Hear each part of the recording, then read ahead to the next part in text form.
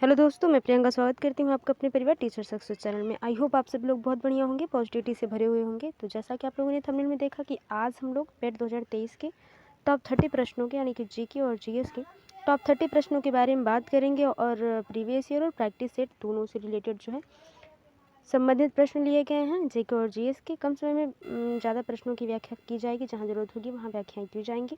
और आज का स्कोर आप इन टॉप 30 प्रश्नों में से कितना रहता है कमेंट बॉक्स में ज़रूर नोट डाउन करें। और पहली बार चैनल पर आए हैं, चैनल को सब्सक्राइब कर लें, बेल आइकन को भी प्रेस कर दें। चलिए शुरू करते हैं, देखते हैं क्या क्या प्रश्न हैं और किस प्रकार के प्रश्न हैं।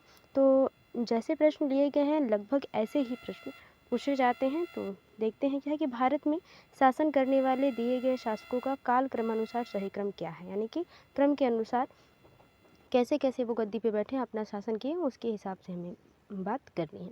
तो पहले ऑप्शन की बात कर ली जाए तो शेरशाह सूरी, अकबर, अलाउद्दीन खिलजी और इल्तुतमिश है। तो बात कर ली जाए कि पहले के सही आंसर की, तो यानी कि यहाँ पे इस तरह से आपको दे दिया जाएगा ऑप्शंस, जैसे ऑप्शंस हैं। तो इसमें से सबसे पहले इल्तुतमिश यानी कि दिल्ली सल्तनत था, ठीक है। तो ये तो पहला हो गया। उसके बाद दूसरे नंबर पे आपका आ जाता है अलाउद्दीन खिलजी, ठीक है। खिलजी वंश शुरू होता है जब खिलजी वंश से अलाउद्दीन खिलजी जो है आ जाता है, ठीक है। अलाउद्दीन खिलजी का जो है वो 1296 ईस्वी में ये गद्दी पे बैठता है अलाउद्दीन खिलजी, ठीक है।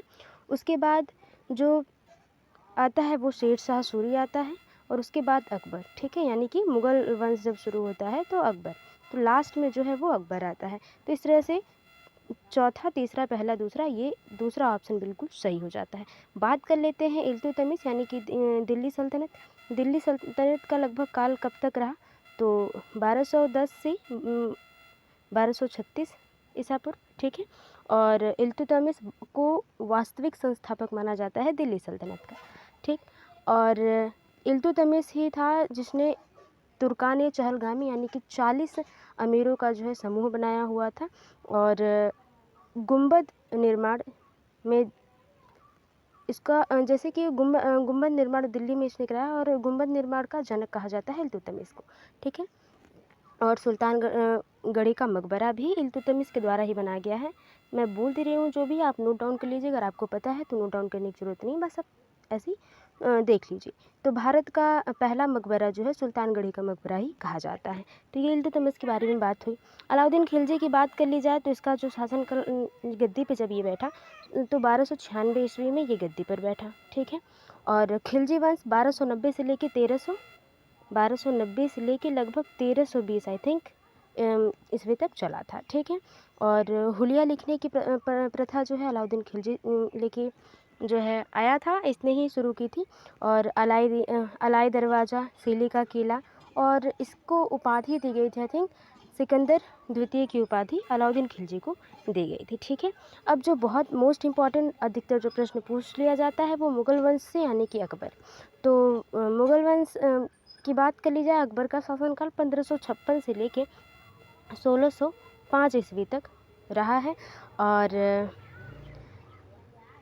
ये 5 नवंबर बहुत ज़्यादा इंपॉर्टेंट हो जाता है। पानीपत का द्वितीय युद्ध कब हुआ था, ठीक है, और किनके बीच हुआ था। तो 5 नवंबर जो है 5 नवंबर 1956 में अकबर और हेमू के बीच जो है ये पानीपत का द्वितीय युद्ध हुआ था।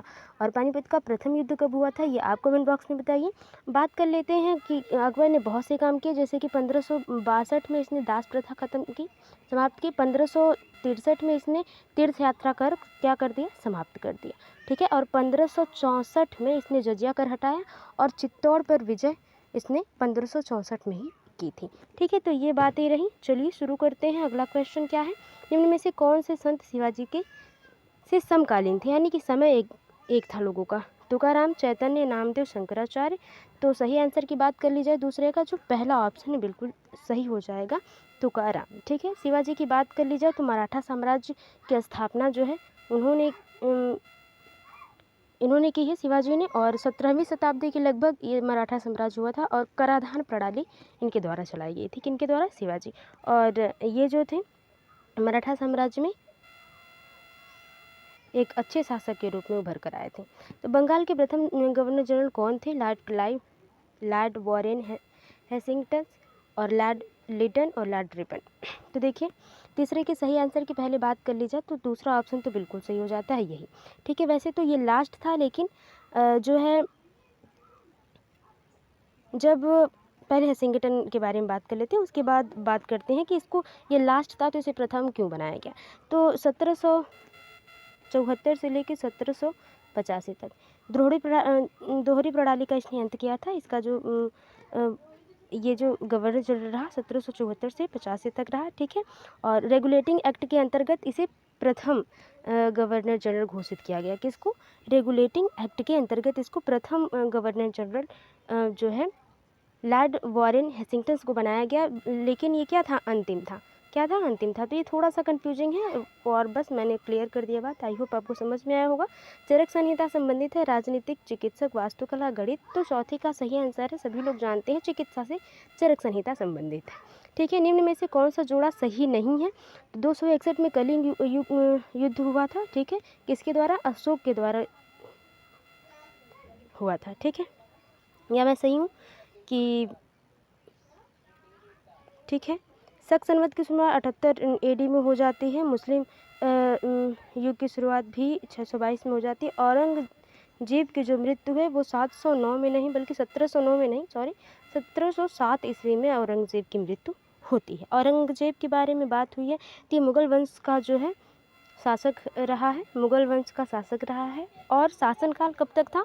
1658 से लेकर 1707 में। तो 1707 में इसकी मृत्यु हो जाती है। जन्म 24 अक्टूबर 1618 में जो है इसका जन्म होता है औरंगजेब का।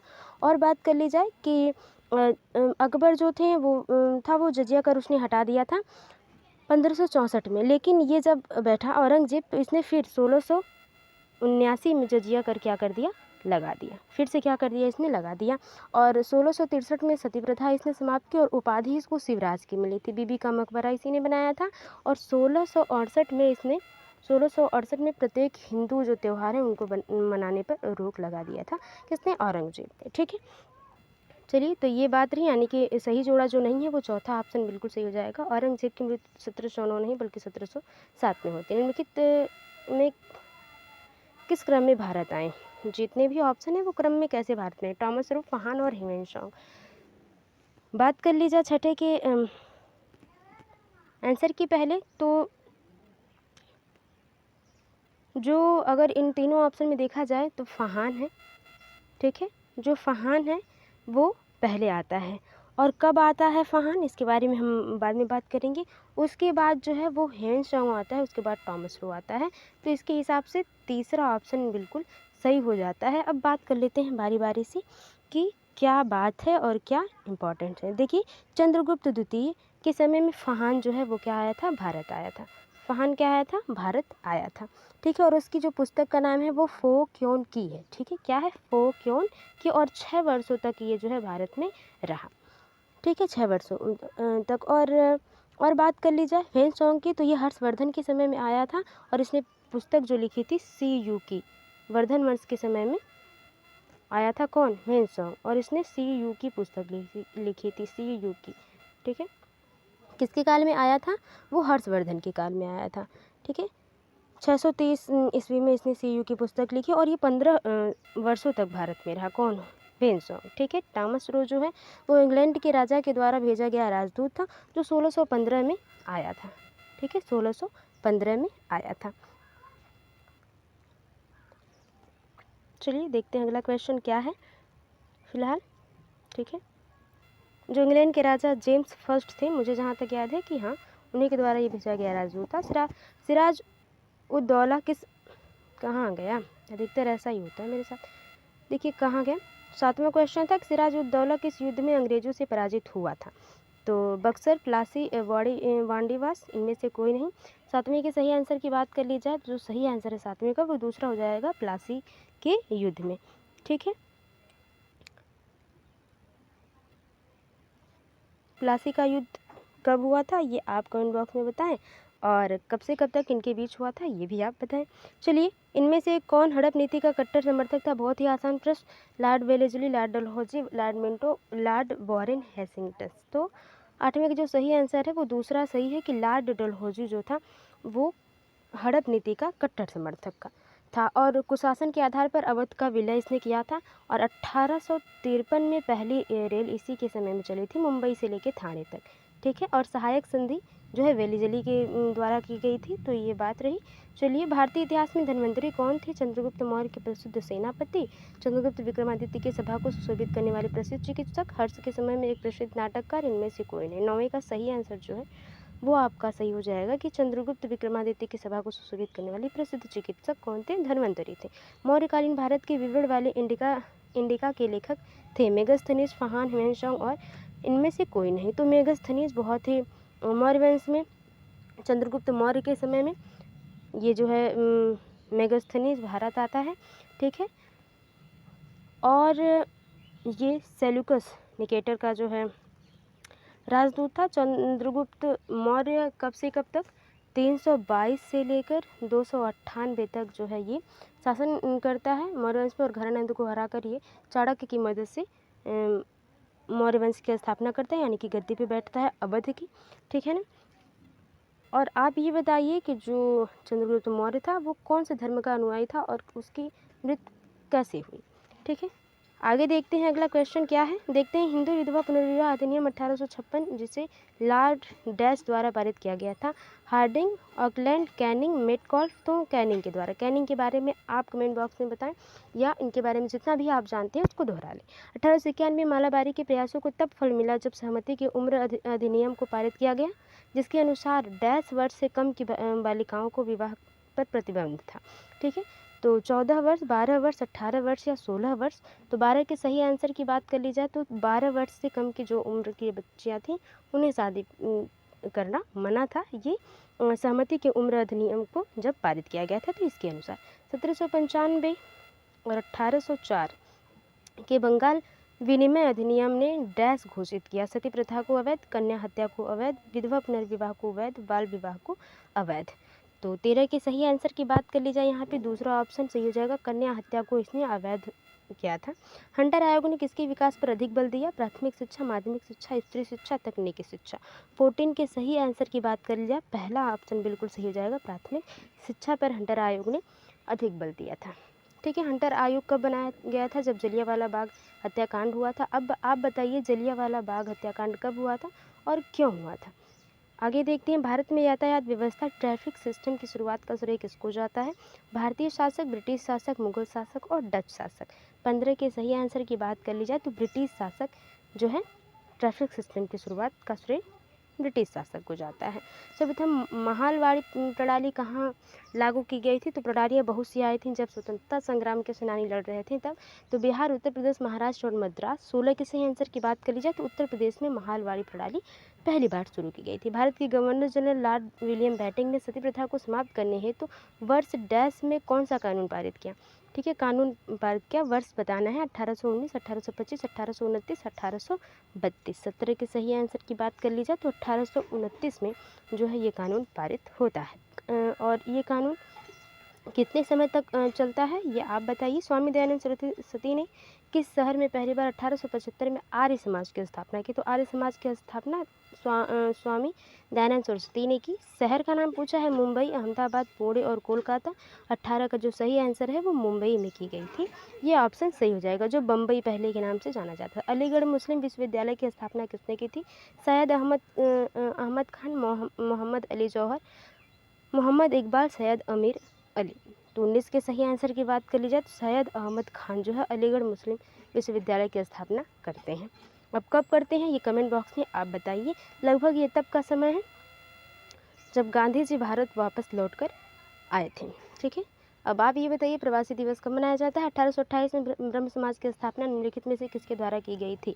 राजा राम मोहन रॉय, स्वामी दयानंद सरस्वती, केशव चंद्र, स्वामी विवेकानंद। 20 के सही आंसर की बात कर ली जाए तो राजा राम मोहन राय द्वारा 1828 में ब्रह्म समाज की स्थापना की गई थी। ठीक है, तो राजा राम मोहन राय के बारे में बात कर ली जाए तो इन्होंने 1815 में आत्मीय सभा का स्थापना किया था। 1815 में आत्मीय सभा की स्थापना की और आधुनिक भारत का निर्माता इन्हें कहा जाता है। भारतीय पत्रकारिता का जनक भी, बहुत सी ऐसी उपाधियाँ इनको मिली हैं। और स्वामी विवेकानंद की एक पुस्तक बहुत ही इम्पॉर्टेंट है, अधिकतर पूछ ली जाती है, ठीक है, वो स्वामी दयानंद सरस्वती की वो सत्यार्थ प्रकाश है, तो आप इसको जरूर नोट डाउन कर लीजिएगा या याद रखिएगा।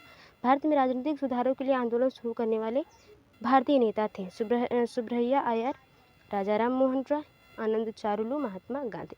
21 के सही आंसर की बात कर ली जाए तो राजा राम मोहन राय जो थे वो राजनीतिक सुधारों के लिए आंदोलन शुरू किए थे, ठीक है। और महात्मा गांधी आंदोलन कर रहे थे स्वतंत्रता के लिए। आर्य समाज की स्थापना किसने की थी, तो अभी भी हम लोगों ने पढ़ा, राजा राम मोहन राय, स्वामी विवेकानंद, स्वामी दयानंद सरस्वती, राजा राधाकांत देव। 22 के सही आंसर की बात कर ली जाए तो स्वामी दयानंद सरस्वती, इनके बारे में आप जितना भी जानते हैं एक बार दोहराइए या कमेंट बॉक्स में नोट डाउन करिए।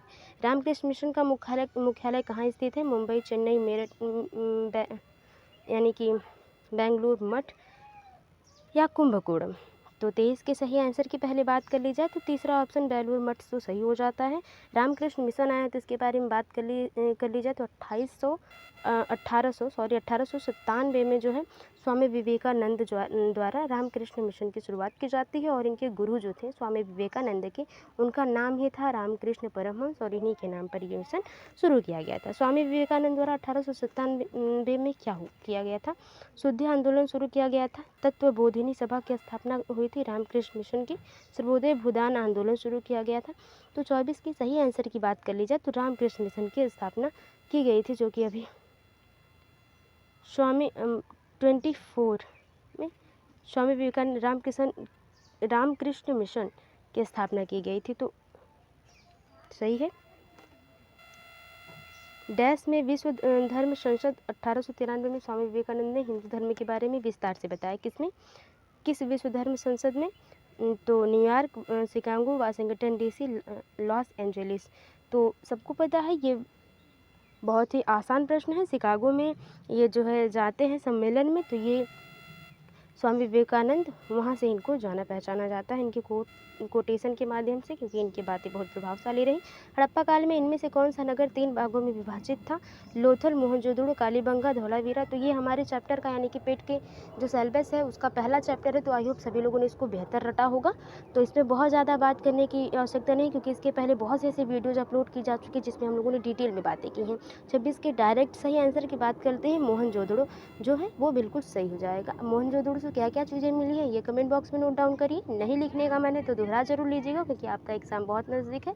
10-12 दिन में आप बहुत अच्छा कर सकते हैं। अगर आपने कुछ भी पहले पढ़ा है तो आप बेहतर कर सकते हैं। मोहनजोदड़ो शब्द का क्या अर्थ है, पसंदीदा शहर, माउंट ऑफ द डेड। ये इसका मतलब हो जाता है कि जो है मृतकों का टीला मोहनजोदड़ो को माना जाता है, क्योंकि यहाँ पे जो है मृतकों का बहुत सारा ढेर जो है एक ही जगह मृतक जो शव हैं वो मिले हैं, ठीक है। मोहनजोदड़ो में सबसे बड़ा स्नानागार मिला है, ठीक है।